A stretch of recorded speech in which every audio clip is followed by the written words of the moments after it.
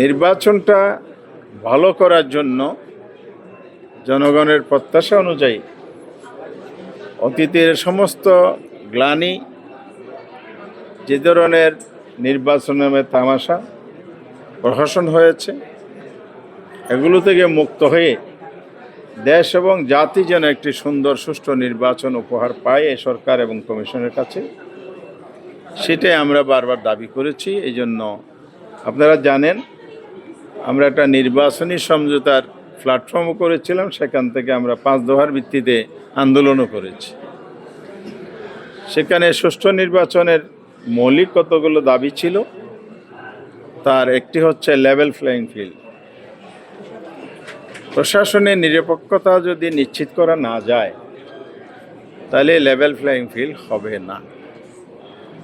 বাংলাদেশে তফসিল অনুযায়ী নির্বাচনী প্রচারণা শুরু হওয়ার কথা 22 জানুয়ারি থেকে 12 ফেব্রুয়ারি নির্বাচন এবং 22 জানুয়ারি থেকে প্রচার প্রচারণা শুরু হবে। তাহলে এখন সেই প্রচার প্রচারণা হওয়ার কথা নয়, কিন্তু বেশ কিছু এলাকায় প্রার্থীরা, বিশেষ কিছু দলের প্রার্থী অবাধে চালিয়ে যাচ্ছে নির্বাচনী প্রচার প্রচারণা। আবার আমাদের দলের প্রার্থীদের অভিযোগ, স্থানীয় সংগঠনের অভিযোগ, বাস্তব ঘটনাও তাই, নির্বাচনী প্রচারণা করছেন না, দলীয় সভা সমাবেশ করছেন, এটা নির্বাচনে আইনে বাধা নয়। সেই জায়গায় আমাদের বিরুদ্ধে অভিযোগ দায়ের করা হচ্ছে। কত অভিযোগ দায়ের হচ্ছে না, শতপ্রণোদিত হয়ে ম্যাজিস্ট্রেট এবং নির্বাচনী কর্মকর্তাগণ হয়রানি করছেন, এই অভিযোগটা আছে। আমরা অভিযোগ দায়ের করেছি, কাগজের স্তূপ পড়ে আছে, কোনো অ্যাকশন নেই। তাহলে এখানে নির্বাচনী সমতা রক্ষা করা হচ্ছে না। একদিকে আচরণবিধি লঙ্ঘন করছে তারা, তাদের বিরুদ্ধে কোনো অ্যাকশন নেই।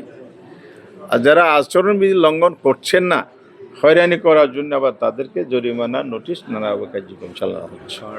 কমিশনকে আমরা এটা বলেছি, এটা বন্ধ করতে হবে। সমতার জায়গায় দলীয় প্রধান হিসেবে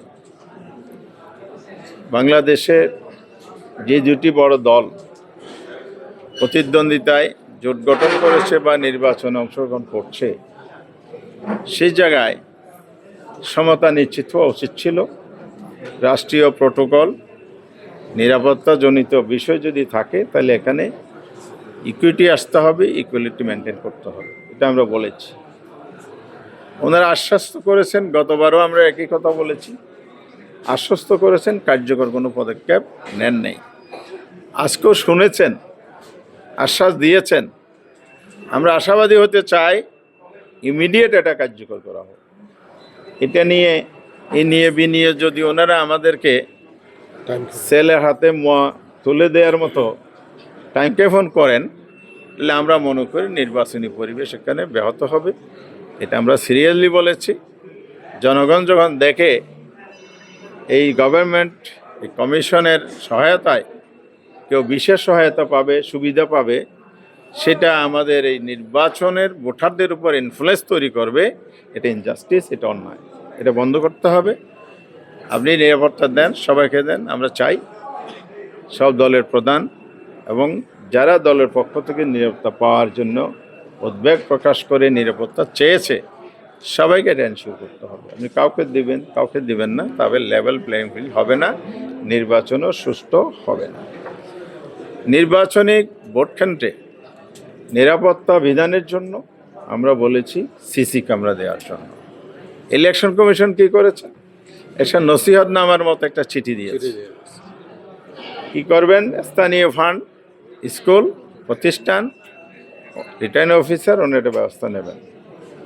এত বড় একটা ইলেকশন হচ্ছে দীর্ঘদিন পর, জনগণের দীর্ঘ প্রতীক্ষিত একটা ইলেকশন।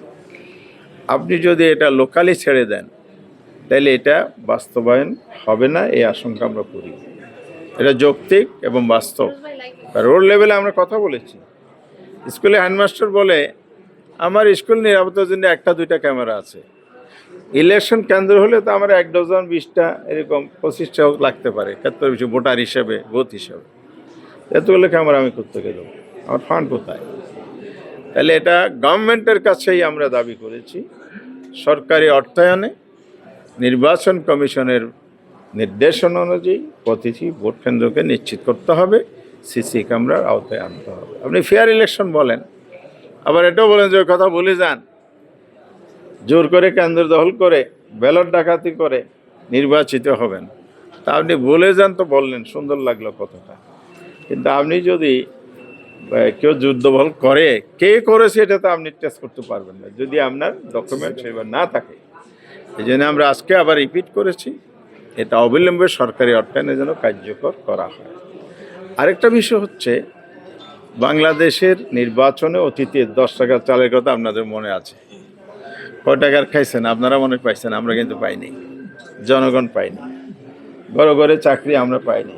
এই জন্য আমাদের ছাত্ররা বৈষম্য বিরোধী আন্দোলন করে সরকার পতন ঘটিয়েছে, যেহেতু তারা চাকরি পায়নি ঘরে ঘরে, এমনকি ন্যায্যতাটাও পায়নি, মেধা ভিত্তিকও পায়নি। তো সেই ধরনের প্রতারণা বিগত দিনে হয়েছে। এখন একই স্টাইলে ফ্যামিলি কার্ড, কৃষি কার্ড, নানা কার্ডের বাহানা দিয়ে ড্যামি কার্ড বানিয়ে ঘরে ঘরে বিলি করা হচ্ছে। এই কার্ড আমরা দিয়ে যাচ্ছি, আমাদের ভোট দিলে তুমি এই ফ্যাসিলিটিগুলো পাবে। আমরা কমিশনকে গতবার এসে কথাগুলো বলেছি, এটা বন্ধ করেন, না করলেও ভোটাররা প্রতারিত হচ্ছে অতীতের মতো।